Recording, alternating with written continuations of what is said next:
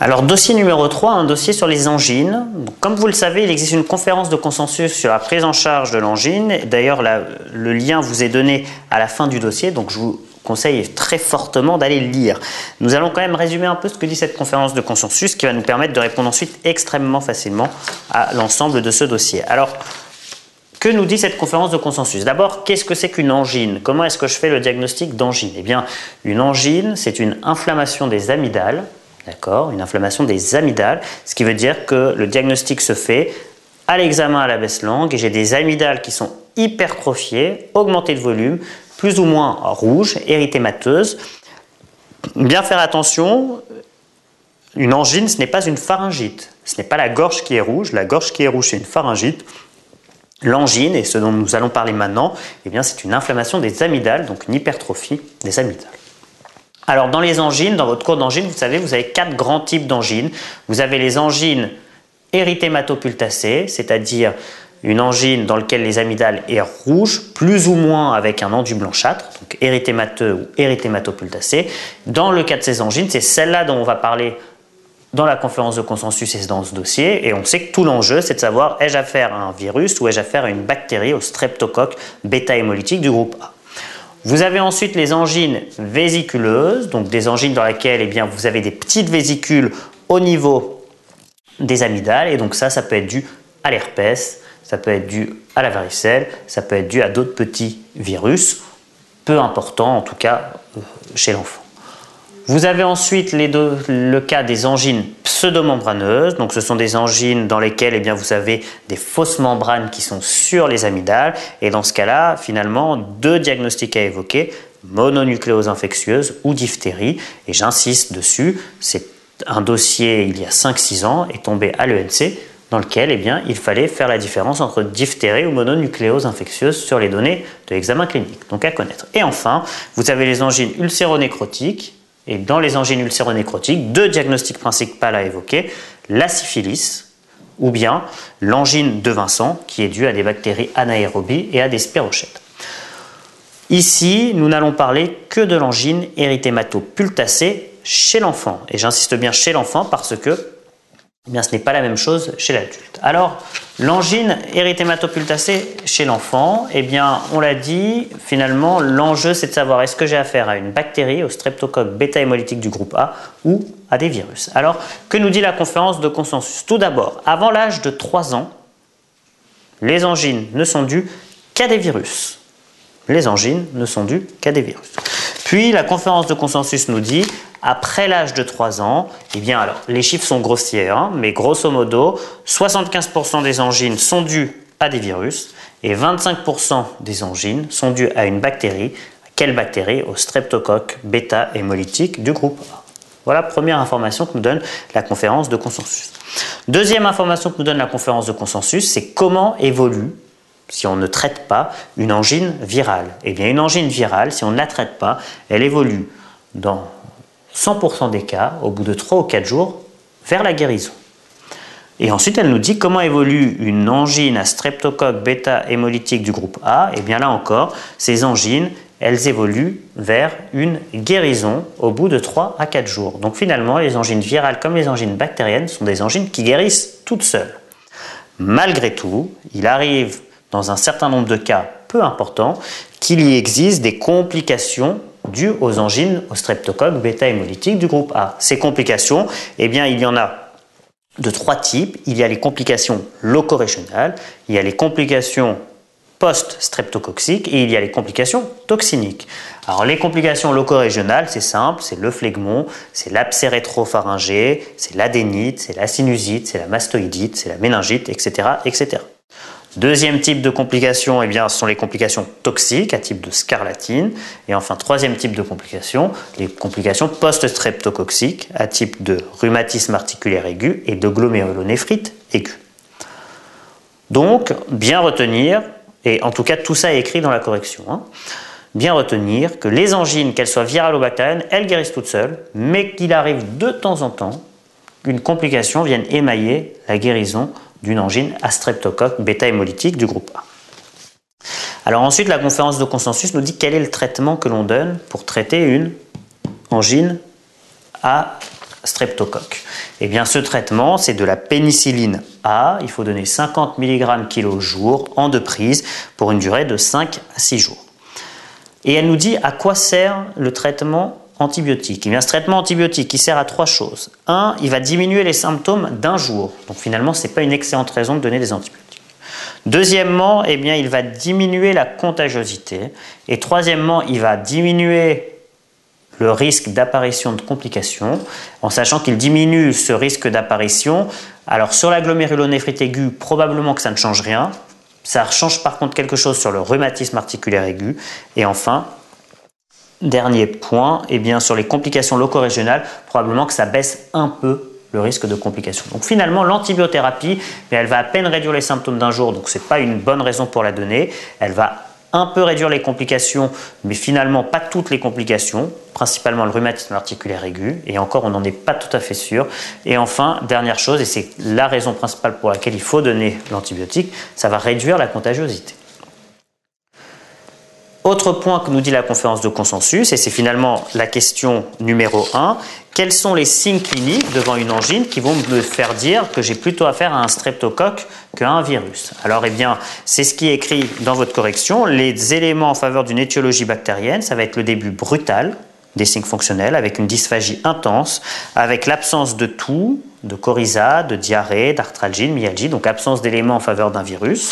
Et puis, eh bien, des signes généraux élevés, donc une fièvre qui est franchement élevée, et des signes physiques à type eh bien, d'adénopathie douloureuse, d'absence de conjonctivite, donc de signes qui orienteraient vers une infection virale. Et à l'examen buccal, eh bien, on a plutôt des exsudats avec un érythème pharyngé intense et l'absence de vésicule.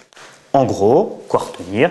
J'évoque plutôt un streptocoque devant un tableau bruyant et brutal et aigu, donc des signes brutaux, une fièvre élevée, une douleur importante, un érythème important, plus ou moins des exsudats et des adénopathies, et l'absence de signes viraux, donc de plein de signes autres, coryza, conjonctivite, etc., etc.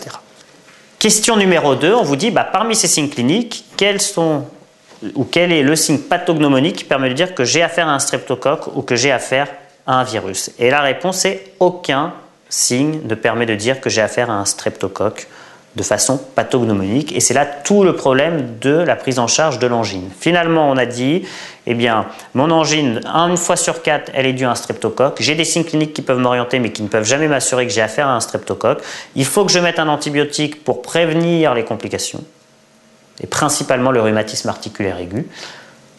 Donc, ce qui se passait il y a encore 5-6 ans, eh bien, on traitait toutes les angines par un antibiotique en disant, eh bien, tant pis, il y en a 3 sur 4 contre elles qui ne servent à rien, mais il vaut mieux le faire parce qu'une fois sur 4, ça peut permettre de prévenir l'apparition d'un rhumatisme articulaire aigu. Et puis est apparu, il y a peu de temps, depuis quelques années, le test de diagnostic rapide ou le streptotest. Alors, comment fonctionne le streptotest? C'est très simple. Eh bien, au moment où l'on voit le patient avec son angine, eh bien, on va prendre un coton-tige. En prenant ce coton-tige, on va aller faire un petit prélèvement au niveau de l'amygdale, donc c'est très rapide. Et puis ensuite, eh bien, on prend une petite éprouvette qui est donnée avec. Cette éprouvette, on met quelques gouttes de réactif dedans. On met dedans le petit coton-tige et puis on laisse agir pendant à peu près 5 minutes. Et au bout de 5 minutes, 2 possibilités. Soit eh bien, le test est négatif, cela veut dire que mon angine est virale, soit le test est positif et cela veut dire que mon angine est bactérienne. Donc question numéro 3, quel examen complémentaire prescrivez-vous en première intention? On prescrit un test de diagnostic rapide. Quelle est la sensibilité et la spécificité de ce test? Alors, très bonne question. La sensibilité de ce test, elle est à peu près de 90%. Ce qui veut dire que la probabilité d'être positive chez un patient qui est malade est de 90%. Ce qui veut dire que j'ai 10% de faux négatifs, ce qui veut dire que je vais traiter, en tout cas il y a 10% qui vont passer à l'AS et qui ne vont pas être traités alors qu'ils sont malades. À côté de ça, la spécificité de ce test, elle est extrêmement élevée, de l'ordre de 98%.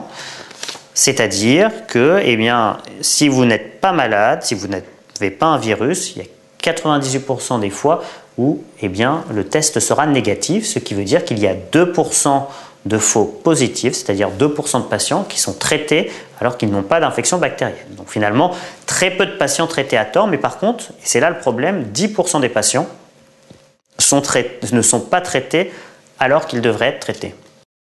Le problème est donc que 10% des patients ont une angine bactérienne mais sont négatifs au test de diagnostic rapide.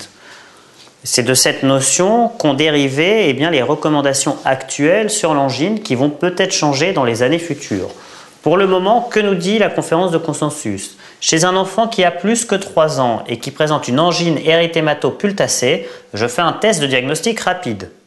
Je fais mon test de diagnostic. Si le test est positif, dans ce cas-là, je traite mon patient en sachant que j'ai 2% des patients qui vont être des faux positifs parmi ces patients, c'est pas grave, 2% des patients recevront un antibiotique alors qu'ils ne devaient pas en recevoir, mais avant le test de diagnostic rapide, ça aurait été 100% des patients qui en auraient reçu un. Donc finalement, c'est tout de même une bonne chose. Si mon test est négatif, alors dans ce cas-là, je sais que malgré tout, il y a 10% de faux négatifs parmi ces négatifs, c'est-à-dire il y a 10% des patients qui avaient une bactérie, un streptocoque bêta-hémolytique du groupe A, qui se retrouvent dans ce groupe-là. L'enjeu principal est de prévenir l'apparition du rhumatisme articulaire aigu.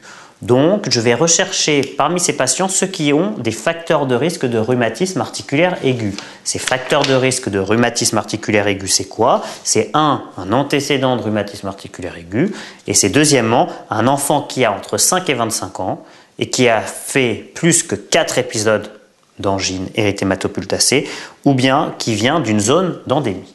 Si mon patient est un facteur de risque de rhumatisme articulaire aigu, je ne peux pas m'en tenir au résultat de mon TDR négatif et donc je vais faire une culture. C'est-à-dire je fais un prélèvement pharyngé et je fais pousser la bactérie dans un milieu de culture.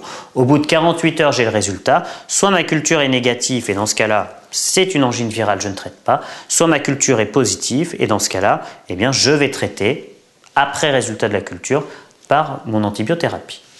Si mon test de diagnostic rapide était négatif et que je n'ai pas de facteur de risque de rhumatisme articulaire aigu, dans ce cas-là, ce n'est pas a priori une angine bactérienne. Et même si c'était une angine bactérienne, finalement, je voulais principalement prévenir avec l'antibiotique le rhumatisme articulaire aigu, mais là, mon patient n'est pas à risque d'avoir un rhumatisme articulaire aigu, donc je peux ne pas traiter par un antibiotique. Voilà la conduite à tenir devant une angine érythémato-pultacée. En pratique, si on reprend maintenant les données du dossier, question numéro 3, quel examen prescrivez-vous en première intention devant une angine érythémato-pultacée? Un test de diagnostic rapide. Si ces examens vous confirment l'origine bactérienne, c'est-à-dire que si cet examen est positif, quel est votre traitement avec les posologies exactes? On l'a dit, une antibiothérapie péros bactéricide active sur le streptocoque bêta-hémolytique du groupe A, donc de la PENI-A, avec de l'amox à 50 mg kg en 2 prises, et ce pendant 5 à 6 jours. Et quel est l'intérêt de ce traitement? On l'a dit, 1. Diminuer la contagiosité de l'entourage, en sachant qu'au bout de 24 heures d'antibiotiques, on n'est plus contagieux. Deuxièmement, prévenir les complications, donc les suppurations loco-régionales, les septicémies, les syndromes post-streptococciques, mais en sachant que ça joue principalement sur le rhumatisme articulaire aigu. Question numéro 5, finalement ces examens étaient négatifs. Quelle est votre prise en charge thérapeutique? C'est un traitement ambulatoire avec un traitement symptomatique, un traitement antipyrétique avec les mesures physiques et les mesures médicamenteuses, un traitement antalgique et puis le nettoyage des fosses nasales avec une désobstruction rhinopharyngée et une surveillance de l'efficacité et de la tolérance du traitement. Question numéro 6, le père revient 24 heures plus tard parce que c'est son fils maintenant David qui a 22 mois, qui a lui aussi une angine érythémato-pultacée. Prescrivez-vous les mêmes examens complémentaires que celui prescrit à son frère? La réponse est non, puisque on l'a dit, avant 3 ans, toutes les angines sont virales. Donc si les angines sont virales, il ne faut pas faire de test de diagnostic rapide. Donc bien se rappeler qu'avant l'âge de 3 ans, on ne fait aucun test de diagnostic rapide. Là encore, cette question-là est posée 2 fois dans les 5 ou 6 dernières années à l'examen national classe 1. Donc voilà tout ce qu'il y a à savoir sur les angines érythémato-pultacées. Un cours pas compliqué, mais dont il faut avoir quand même toute la conduite à tenir de la conférence de consensus. Attention, cette conférence de consensus va peut-être changer en 2013 ou en 2014, donc quand même se tenir à jour des modifications si elles ont lieu. Dossier numéro 7, on vous raconte que finalement, eh bien, la fièvre a continué et la douleur de gorge a continué. Il y a eu d'autres signes qui sont apparus. Et quelle était votre principale hypothèse diagnostique? Eh bien ici, il fallait évoquer une mononucléose infectieuse. Ici, très clairement, devant un patient qui avait une fièvre qui durait depuis plusieurs jours, associée à une asthénie, associée à une angine érythémato-pultacée, entre autres, et associée eh bien, à une splénomégalie et une hépatomégalie. On l'a dit, dans l'angine érythémato-pultacée, des bactéries comme le streptocoque bêta-hémolytique du groupe A, mais aussi des virus. Et parmi ces virus, eh bien, il faut évoquer le BV dès lors qu'on a une fièvre qui dure depuis quelques temps associée aux signes dont on vient parler. La mononucléose infectieuse, eh bien, c'est une pathologie généralement bénigne, mais qui peut parfois se compliquer par des complications neuro, cardiaques ou hépatiques. Donc, à évoquer devant ces fièvres chroniques. En cas de complications, on traite par une corticothérapie. Question numéro 8. Quel examen complémentaire simple peut vous orienter fortement vers ce diagnostic? Eh bien, l'examen simple qui peut orienter, c'est la numération avec la formule sanguine qui permet de rechercher un syndrome mononucléosique. Et ce syndrome mononucléosique, eh bien, il a une définition biologique précise. Sa définition, c'est une hyperleucocytose, donc c'est une augmentation du nombre de globules blancs. Puis quand on regarde quels globules blancs ont augmenté, on se rend compte eh bien, que ce sont des lymphocytes, donc on a une hyperlymphocytose. Et quand on regarde de plus près ces lymphocytes, eh bien, il y en a au moins 10% qui sont atypiques. Et atypiques pourquoi? Parce que leur cytoplasme est hyperbasophile. Donc le syndrome mononucléosique, c'est une augmentation de globules blancs qui porte sur les lymphocytes. Et en plus de ça, ces lymphocytes, il y en a une partie qui est atypique parce que le cytoplasme est hyperbasophile. C'est ça la définition du syndrome mononucléosique. Comment faire le diagnostic de certitude? Alors, deux possibilités. Soit on fait des sérologies à la recherche d'anticorps spécifiques, les IgM anti-VCA, les IgG anti-EBNA, en sachant qu'il faut que les IgM soient positifs et les IgG négatifs pour faire le diagnostic de mononucléose infectieuse aiguë. On peut aussi faire le MNI test, qui est donc un test avec une recherche d'anticorps hétérophiles. Mais attention, le MNI test, eh bien, ne marche pas très bien chez l'enfant et il y a énormément de faux négatifs, donc il faut plutôt chez l'enfant faire une sérologie. Quelle est l'indication du MNI test? Alors l'indication du MNI test chez l'adulte dès lors qu'on suspecte une mononucléose infectieuse, mais par contre on ne le fait pas chez l'enfant, on fait seulement la sérologie spécifique. Oui, qu'est-ce que le score de Mac-Isaac et quand l'utilise-t-on? Alors le score de Mac-Isaac, c'est un score clinique qui utilise des items dont nous avons parlé pour faire la séparation entre angine virale ou angine bactérienne. En fonction du résultat de ce score, eh bien, on a une probabilité plus ou moins importante d'avoir une angine bactérienne. Chez l'enfant, on ne l'utilise pas du tout. C'est-à-dire que chez l'enfant, dès lors qu'il y a une angine, on fait un test de diagnostic rapide. Chez l'adulte, on fait d'abord un score, on calcule le score de Mac-Isaac et en fonction de la valeur du score de Mac-Isaac est indiqué ou pas le test de diagnostic rapide. Donc le score de Mac-Isaac à oublier pour l'angine de l'enfant, mais à apprendre pour l'angine de l'adulte. Et je vous renvoie donc à votre conférence d'ORL.